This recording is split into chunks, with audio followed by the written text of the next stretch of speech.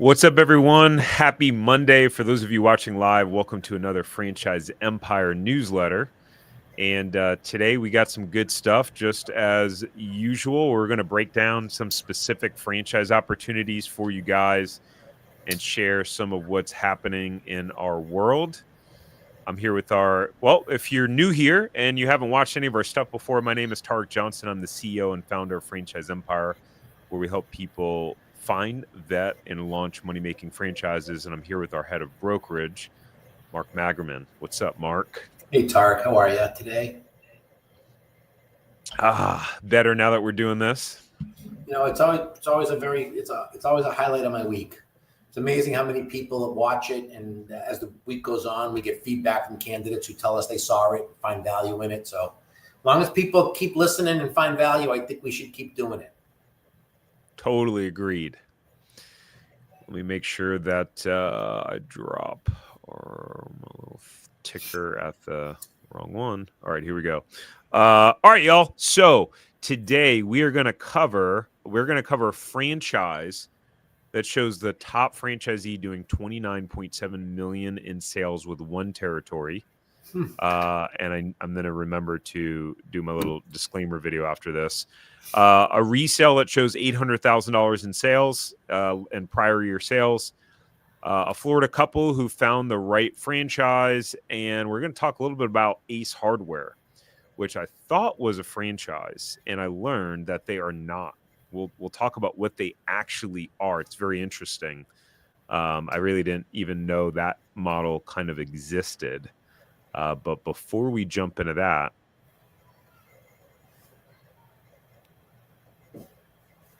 okay, let's rock and roll. All right, so Resale.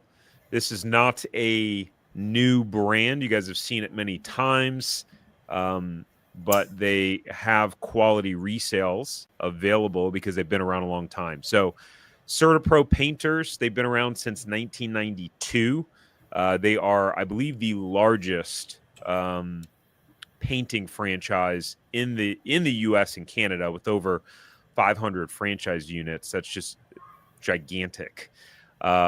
This specific resale, and let me just put something up. Let me change this out.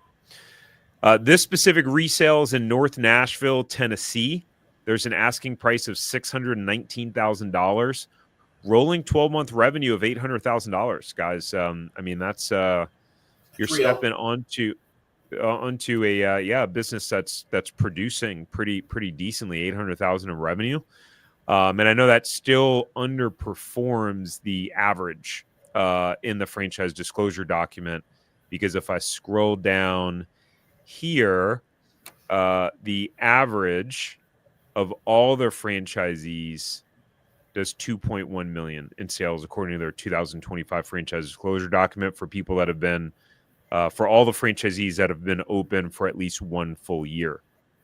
So looks like there's some opportunity for growth there. If you want to know the cash flow, then you can submit a request at franchiseempire.com/resales, and we can get you connected to the franchisor and the franchisee.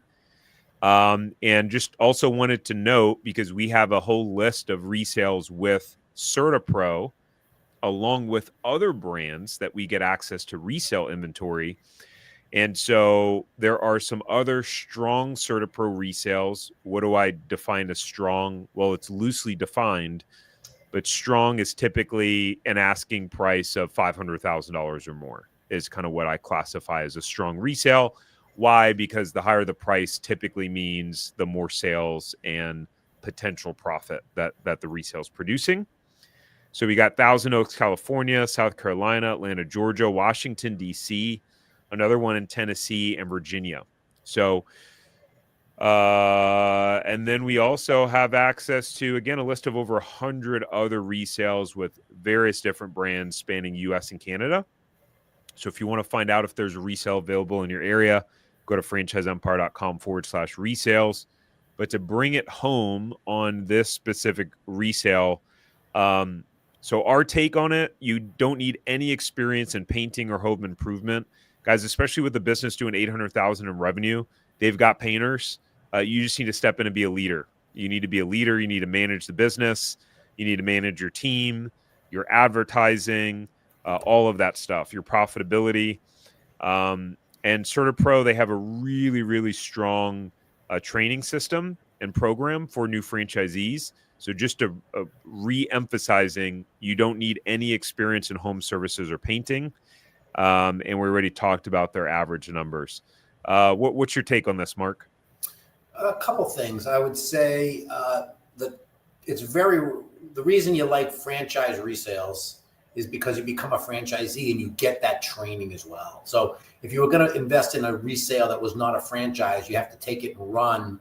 And there's obviously potential landmines with that. So you get the training, you will be signing a franchise agreement as part of it. And Tarek said it earlier, over 500 territories have been sold.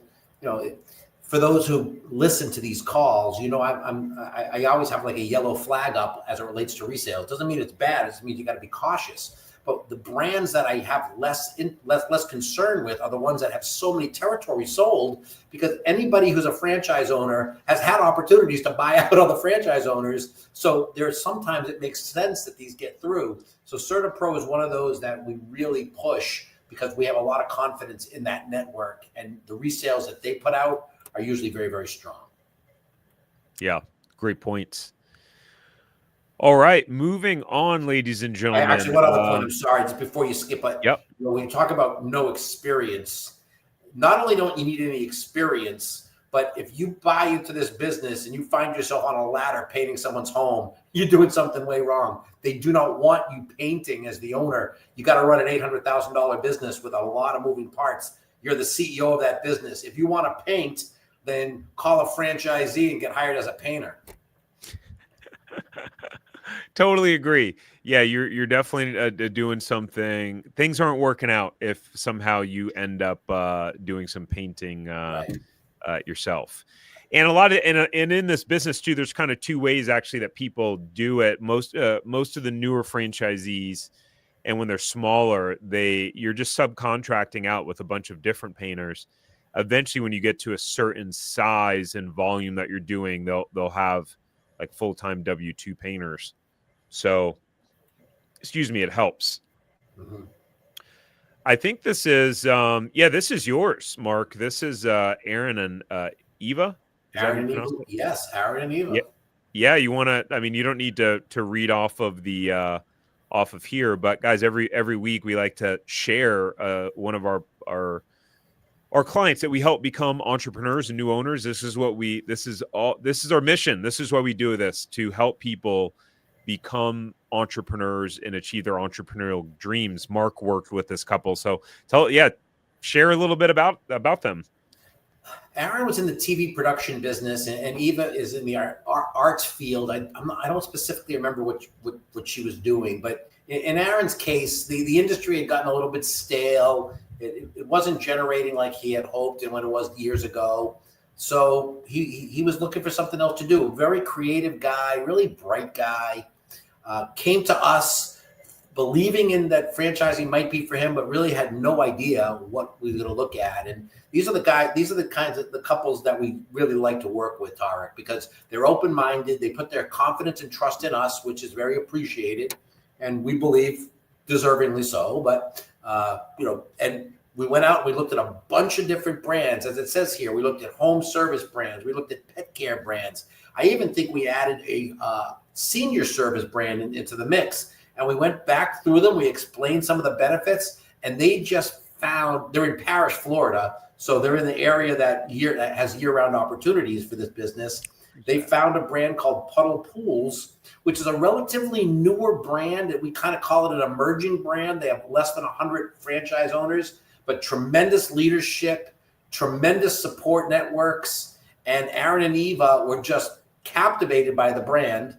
Initially, it was Aaron was going to run the business and Eva was going to keep her job. They were so enamored by this that they're both quitting their job and jumping in with both feet. And they took on 2 territories, I believe 2 territories. No, maybe just one in their hometown, or maybe the right to purchase another. But thrilled to death, really appreciative of Franchise Empire for introducing them. And as we say all the time, we're only as good as the brands that we introduce our candidates to.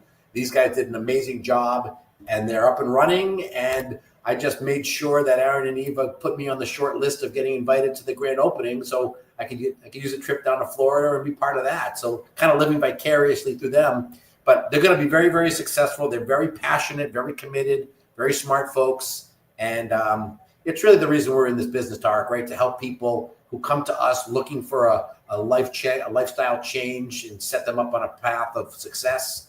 And when we do it, we don't take much credit, clearly, because it's really not up to us. But we take a small piece of it, and this is a very fulfilling situation for us here at Franchise Empire for these folks. Yeah, awesome. Well, congrats to Aaron and Ava. And yeah, I was just looking up that area. It's only about 2 hours from me. I was like, where's Parrish? I've never really heard of it. I think it's the West Coast, if I'm not mistaken. Yeah, it is. It's pretty much by like Bradenton and Tampa, like right around that area. Yeah, interesting. I feel like I learned about a new area, like kind of like sub area of Florida every week. Yeah, all right, y'all. I never heard of Parrish, Florida either when I met with them. All right, on to the franchise of the week. And by the way, if you guys like these newsletters and you get value out of it and some of the numbers we share and you find it helpful, it would be awesome if you can hit the like button wherever you're watching this, LinkedIn, Facebook, YouTube. I know we stream it to all those platforms. If you can hit the like button, that would be super helpful. And by the way, let us know in the chat if you're watching the replay, if you're watching live. What city and state are you tuning in from? Thank you very much. And if you have questions, we'll answer questions at the end. So if you have questions about brands or just the franchise buying process, drop us some questions. It makes it more fun if there's some questions to answer. But anyway, sorry, I'm like scrolling up and down the screen here. That's my ADD, Mark.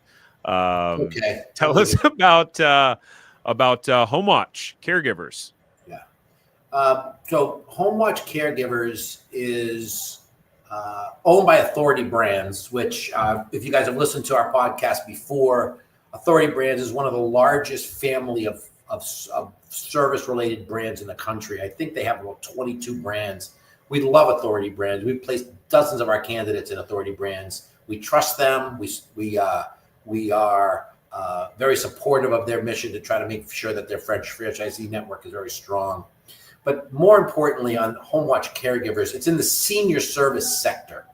So I'm not going to read the notes here. We can get to that in a minute, but just a couple of things about that. So they say that by 2030, almost 40% of the country is going to be over 60 years old. So people a lot smarter than me decided that, boy, we can have a whole section of business opportunities geared totally to these people as they age. And Homewatch Caregivers, essentially, they provide a platform so seniors can stay in their homes because they're going to, obviously, and I'm getting close to senior status myself, as you get older, you're going to need more and more services. And in the old days, it was ship grandma and grandpa to nursing homes because that's where they get these services. Now these services are provided by these excellent franchise brands such as Homewatch Caregivers, which essentially allows caregivers into the homes to help take care of the seniors in a variety of ways, medical, non-medical, companion services. And what's really cool is the people who are hiring Homewatch Caregivers to come into the home are very likely the adult children of the caregivers, making sure mom and dad are aging in place. So the beauty of it is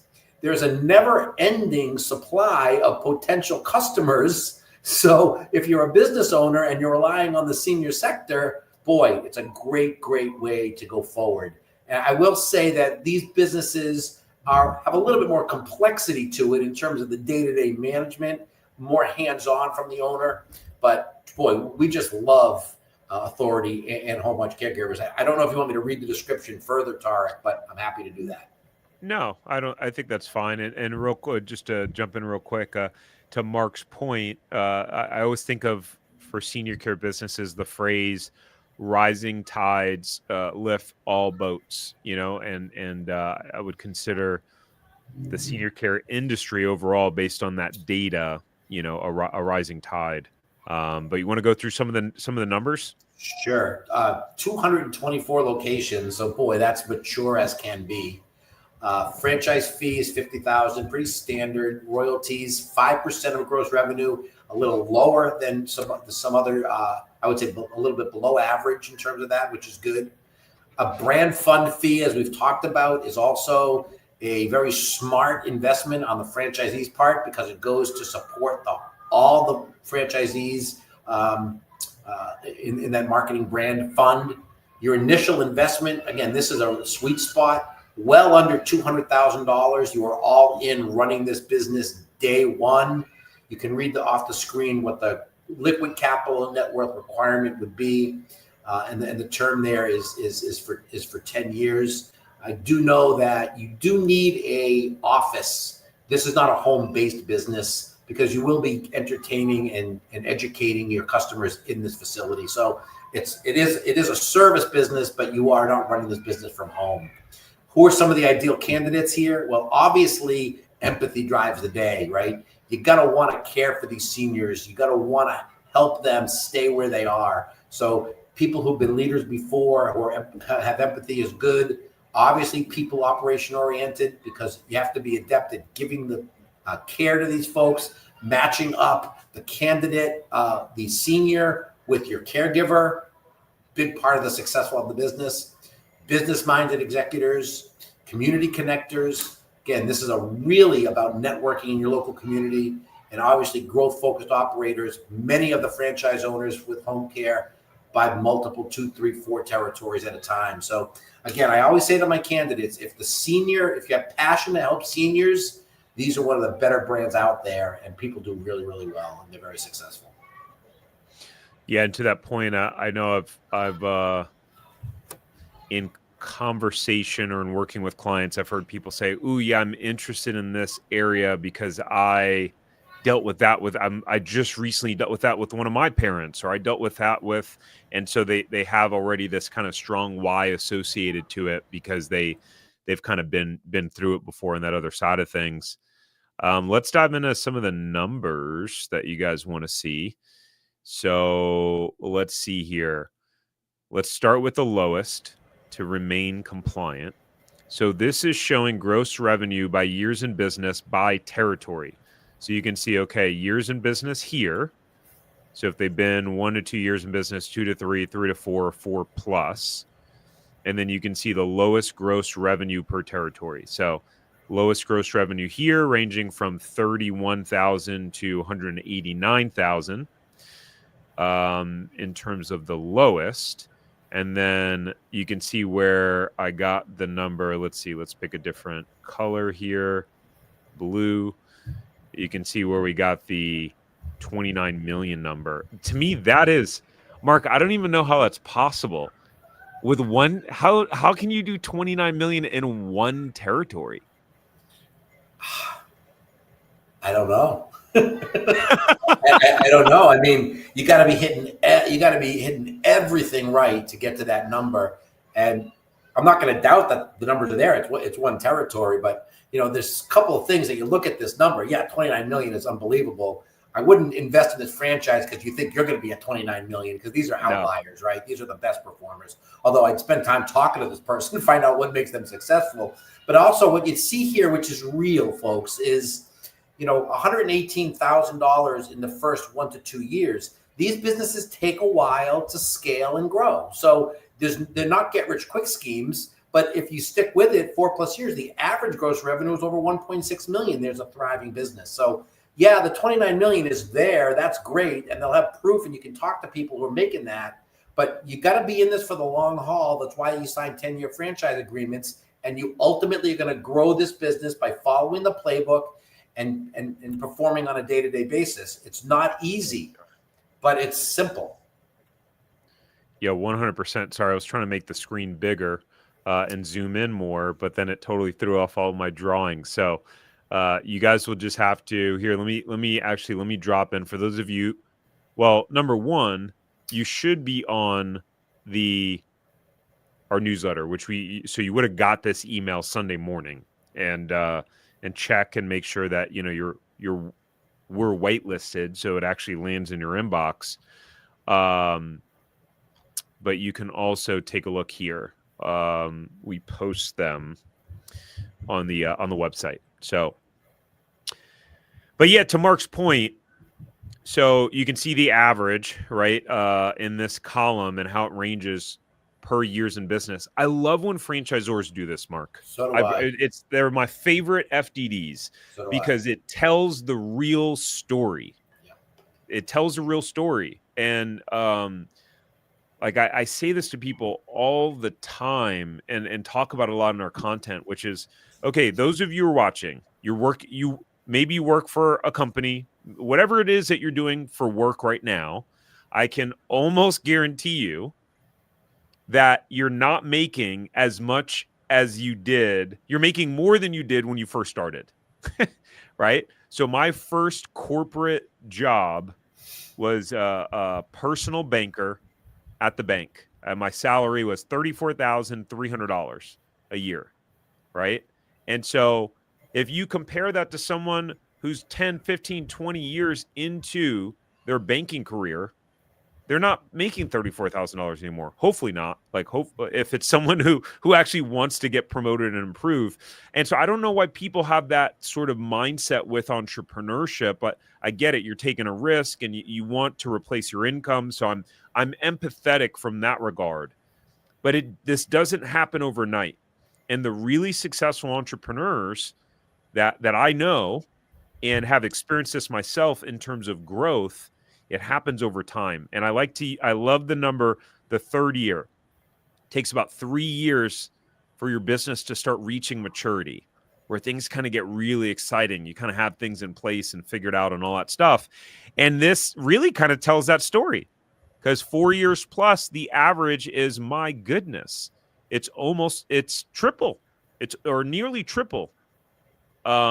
Which is pretty crazy. But you can also see, guys, that, you know, for some of the top performers, the highest revenue in the first year or two, highest revenue did 337.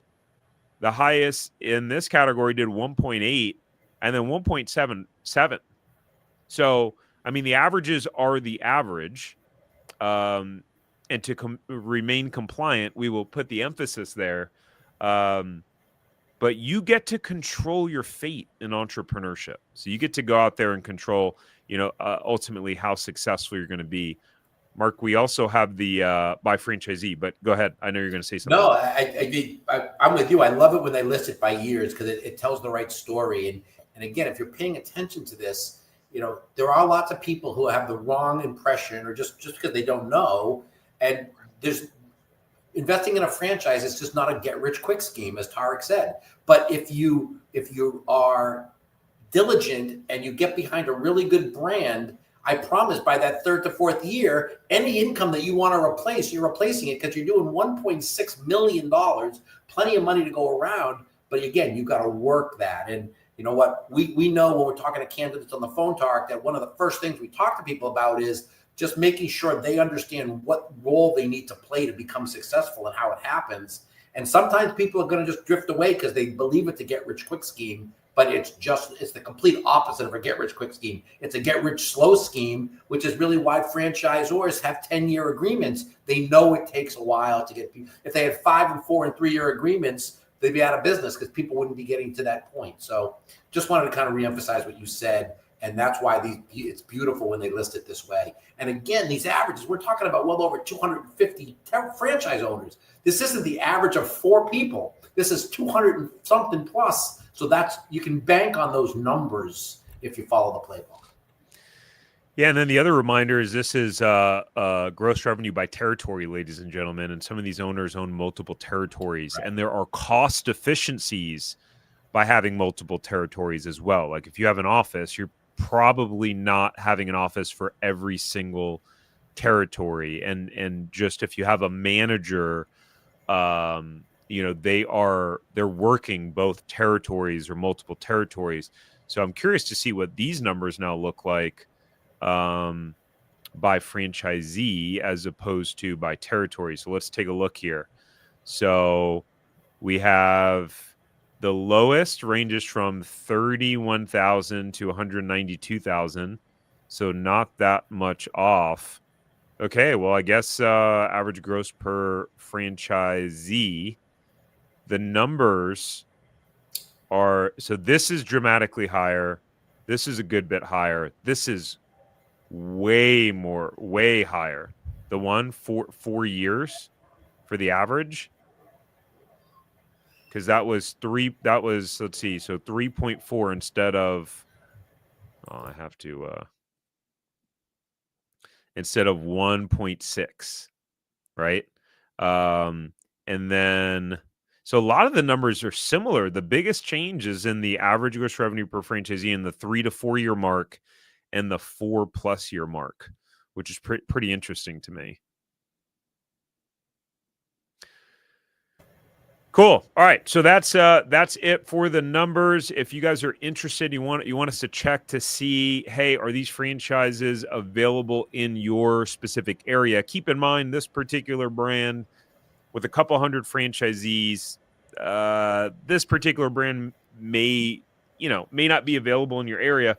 The good news is, though, that we have a bunch of senior care franchises that we have invited into our inventory that are quality brands. I think we have a good 5 or 6 senior care franchises. Yes, all of which come with our Franchise Empire seal of approval.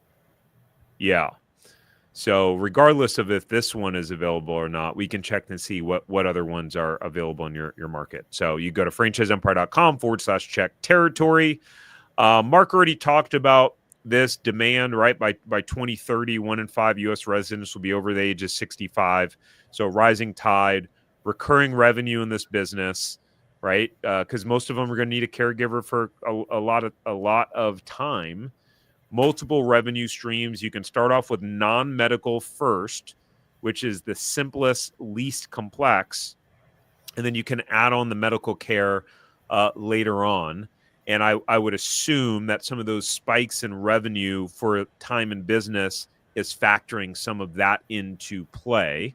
Definitely. And then history and support. They were founded in 1980, long track record, been with Authority Brand since 2017.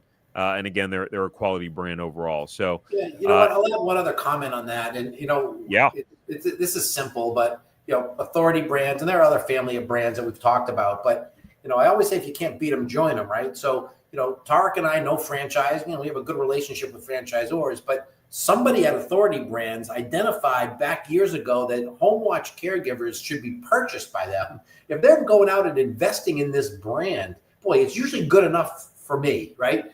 We have a lot of respect for Authority Brands. They know what they're looking for. So the fact that it's in their portfolio kind of ratchets that up a little bit too, in my opinion, in terms of potential. Yeah, it's a fantastic point. All right, last but not least, and I see we have one question. So before I hit that real quick, the answer to this is easy. I know nothing about the phone accessory business. And I don't know, like, to me, that's one that I wouldn't want to compete in, like, because you're competing with Amazon. I know for me, as an example, if I'm going to buy phone accessories, I go right to Amazon and it's going to be at my house in a same day or the next day. So I would say, maybe be in a business that's Amazon proof. What's the selective advantage of this gentleman's or just this woman's business? What's going to make someone go to this person versus Amazon? And it's not franchise, so you don't even have the franchise support. Again, not something that's right. That's not in our wheelhouse, I would say. Yeah, 100%. If you're going to start a business, I would probably start one and do it on your own. Like, do something that's not Amazon. That is Amazon proof. Like start your own senior care service business. Amazon's not going to help you there, right? There you go. Yeah.